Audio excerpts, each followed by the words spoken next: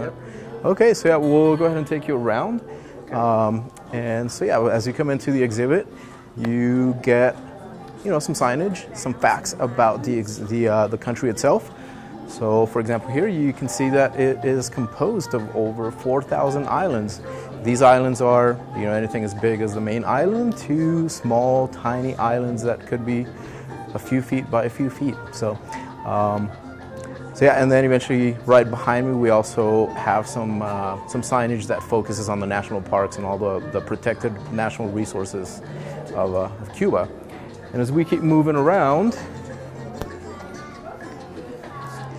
we can see that there's a few more facts, stuff that relates to the economy, to the different jobs, the different careers that people have.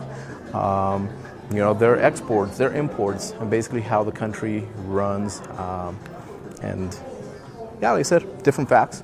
Education, that's one of the big things about Cuba, is they are known for having a very high literacy rate. And when I say high, I'm talking about 99% of the Cuban citizens are literate. So very high educational standards for the country itself. And then eventually, as we keep moving, you can see that we also have some posters right behind me that focus on, they all focus on different individuals from Cuba and basically what their everyday lives are like. So we have an individual that works as a farmer. We also have a person just to my right who is a designer, a graphic designer. So there's like I said, there's different highlights of different people and what they do in their everyday lives. And then, so I'm going to go ahead and keep you walking.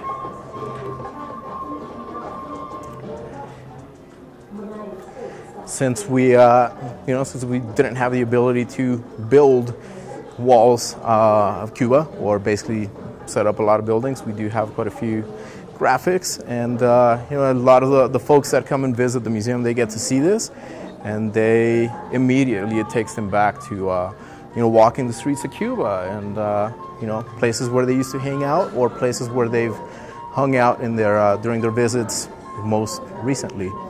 As we keep moving a little bit further down, we have a film. It's about a 15-minute film, and it basically gives you a good background about Cuba itself.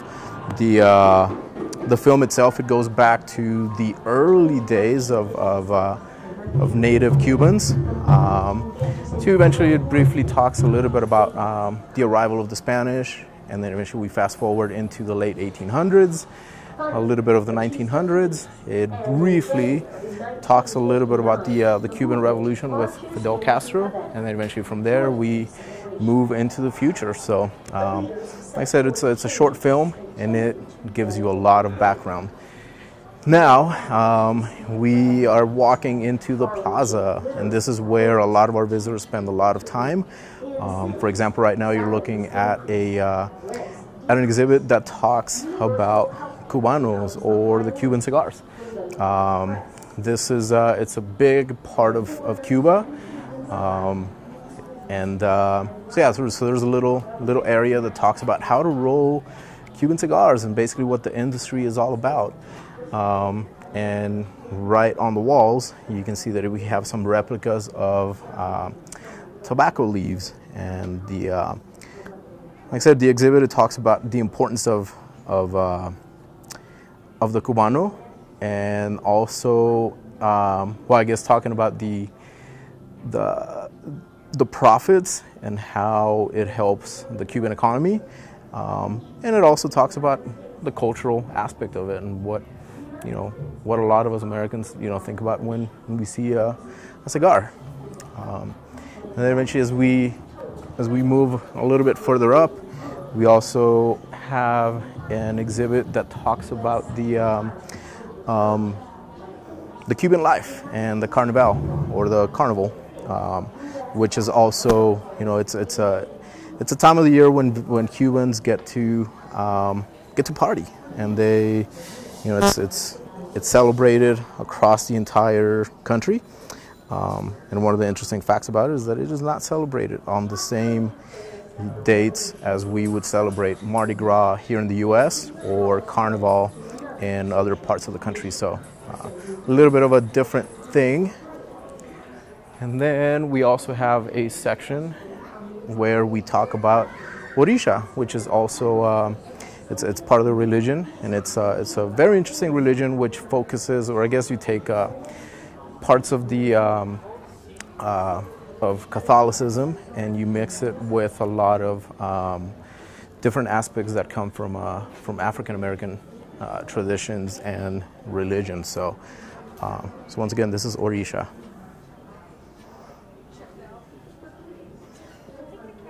I guess to add on to that, a lot of us here in the U.S. we know this religion as Santeria rather than Orisha. So there's we have a couple altars, and we have a lot of info about the religion itself. It is very influenced by music, and also, you know, like I said, by a lot of African traditions that were imported into the country with you know, with the importation of the slave trade. And right to my left over here, we also have the car.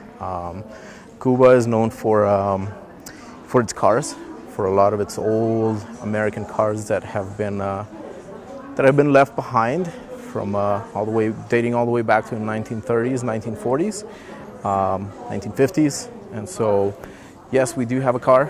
It is a 1953 Chevy Bel Air, I believe.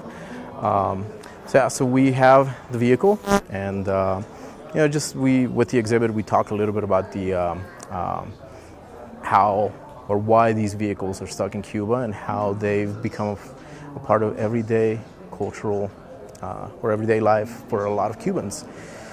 Now, right behind me, we also, like I said, you know, with the exhibit, we wanted to highlight primarily the culture of Cuba, and we also wanted to highlight the natural resources. So, the area behind me, it takes you back in time to I don't want to say prehistoric age, but to a lot of basically talk about some of the ancient animals that you can find in Cuba. And also some of the ancient peoples of Cuba. And so, as you can see, you know, the first Cubans that were in the islands, and then different animals, you know, whether it's monkeys or the sloth. So, one of the fascinating things about the exhibit is this really, really big owl. As you can see it is probably somewhere around 4 foot tall. So this is an ancient creature that used to live in Cuba. So it is, as fascinating as it is a little scary to think that there was an animal that was that big, or an owl that was that big. And you know, I'm also gonna put a little bit of focus on our volunteers. Like I said, our volunteers are one of the best things about the exhibit, because we before the exhibit's open, we spend a lot of time training them and, you know, teaching them a lot of the stuff about Cuba and what it's like to be Cuba. And we also, with the Denver Museum of Nature and Science, we also like to create our own exhibits to add on to the traveling exhibits. So, for example, here, this is about cassava. Or also yucca. So our volunteers, they get a chance to facilitate that and teach people about them. We are now stepping into another area where we focus on the natural resources of Cuba. And so we have a short film that talks about some of the projects that American scientists from the American Museum of Natural History have done in Cuba, and some of the stuff that they've found during their research in Cuba.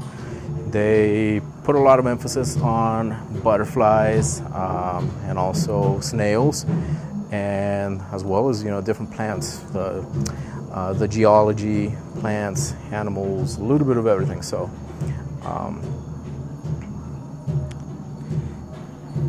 And then as we keep moving up, we also have this area where we talk about Humboldt National Park, which is the largest area, protected area of Cuba. And so it also gives you a lot of information about the animals that were studied by the scientists from AM&H. So we have a couple of animals over here. We have a Solenodon, which is this little creature right over here on the right. It is a small animal and it is very rare. It's estimated that there are only a handful of them left in Cuba, and we also have the Huicha. So these are some of the animals that are endemic to Cuba. So you can only find them there, nowhere else on Earth, even if you go to one of the other islands. Cuban rock iguana, that's another of the animals that we've highlighted because they are animals of interest to scientists in Cuba. And we also were able to bring in some live animals to the exhibit. And so there are four Cuban night anoles in here, and they are green. As you can see, our exhibit has a lot of greenery. We wanted to provide them with the best possible environment. And so there are 4 lizards in here, and they do really well as far as camouflaging. So you can see there's one right there, and then if you look a little bit up here on top, you can see that there are 2 more.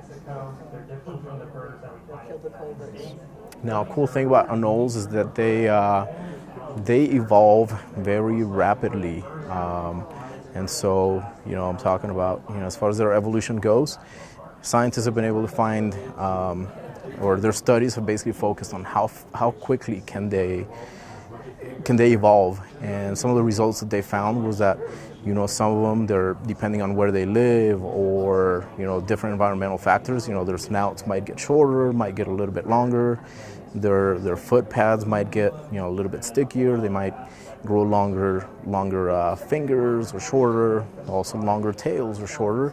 And so they evolve rapidly, and when I say rapidly, I'm talking about in the span of about 60 years, they can change quite a bit. Like I said, we had the Cuban night anoles, and then in here, this other one, we highlight different species of anoles, which are Cuban brown anoles. And so one of the really cool connections that we can make with our visitors is that we have anoles that live here in the U.S. So if you travel different places around the South, you might be able to see them as you're walking through Disneyland, or if you're in Texas or the Carolinas. All right, so as we keep moving, we have moved back into the plaza, and then here we were able to bring in a BC taxi, which is a bicycle taxi. And if you get a chance to travel to Cuba, you will be able to see people using these BC taxis as a form of transportation. So as you can see, it's a bicycle that's been modified to basically be used as a taxi for passengers. So and then let's see, we also have an area that highlights the coral reefs of Cuba. And so with this, as you can see, we have a lot of stuff going on in here, which is great. It is known for having, I guess, some of the most pristine coral reefs on Earth. And one of the things that makes them so pristine and fascinating is, with a lot of the restrictions on travel to Cuba, it also means that less people have access to these coral reefs, and the less human interaction that they get, the less that they are damaged. And so that was one of the things that scientists from AM&H were able to figure out or find out was how great a shape they're in. So we wanted to highlight this to show people how clean and how much we can learn from Cuba. So.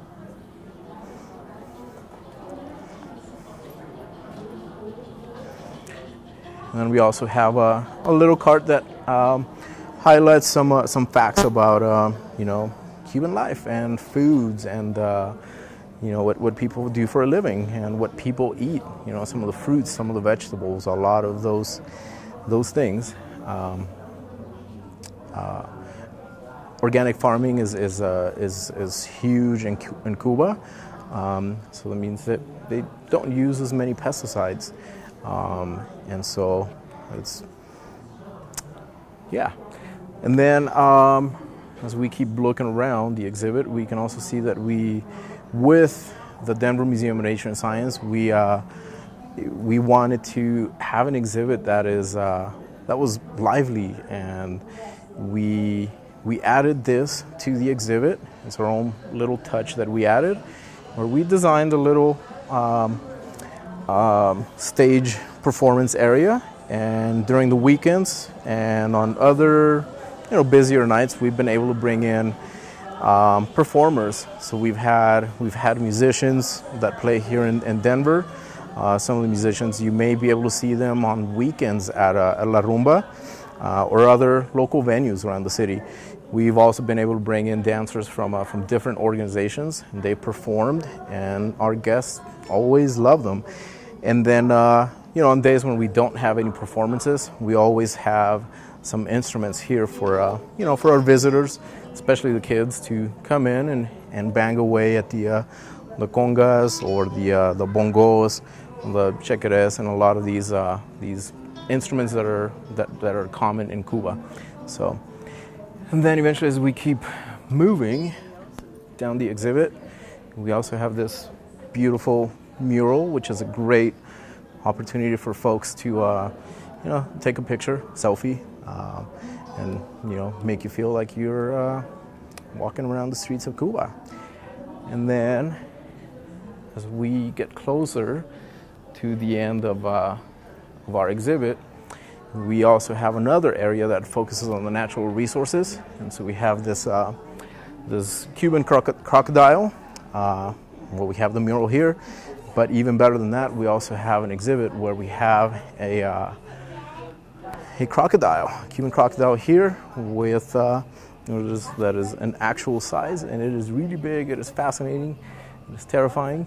So it gives you a little bit of info, or the exhibit itself, this portion of it, it gives you some info on the Zapata swamplands, which is a protected area of Cuba that also has been studied by scientists from the American Museum of Nature and Natural History.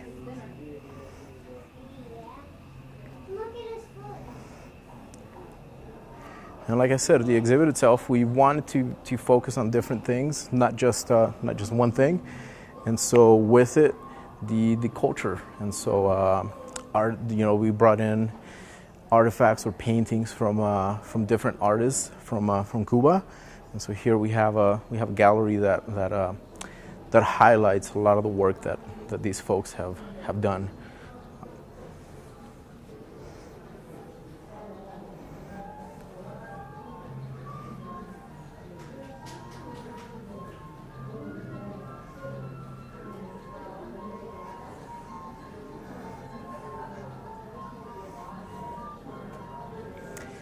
And right now, what we're looking at is we have this interactive touch screen where you can select different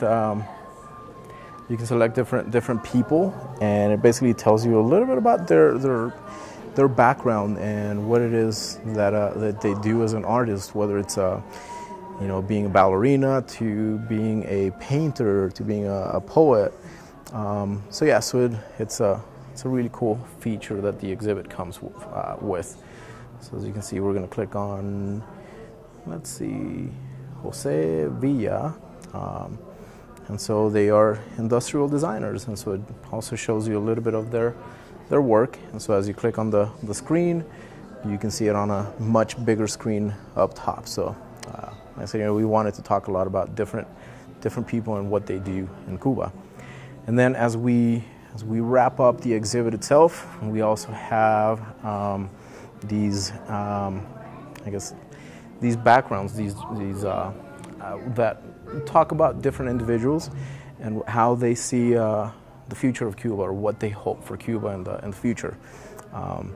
So these are pieces that come with the exhibit, and then once again, like I said, with the exhibits that we get here in Denver, we also like to add our own add-ons to them.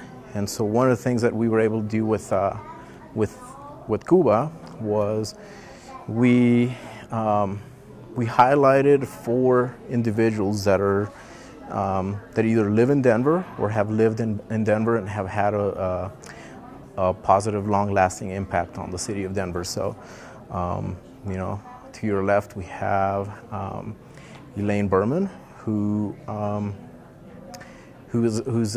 still lives in Denver, and she's got a history of doing a lot of things here for the city. And she also was able to share her story with the Denver Museum and basically what it was like for her to move from Cuba to the U.S.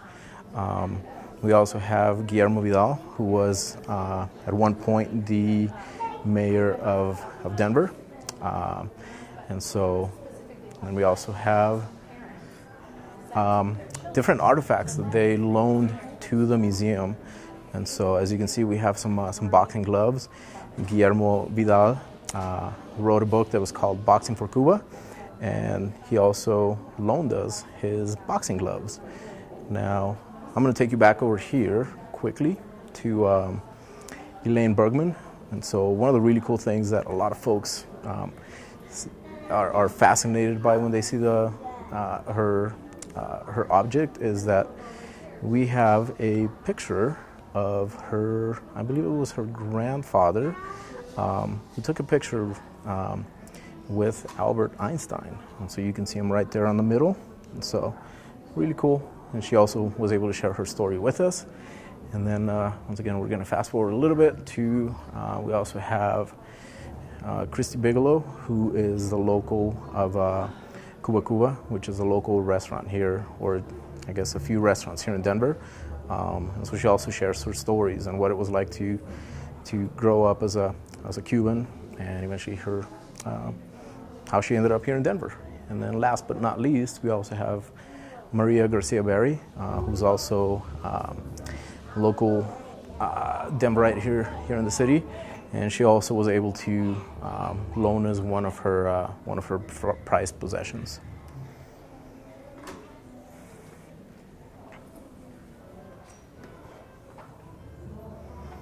Cool. And that is it. Thank you very much.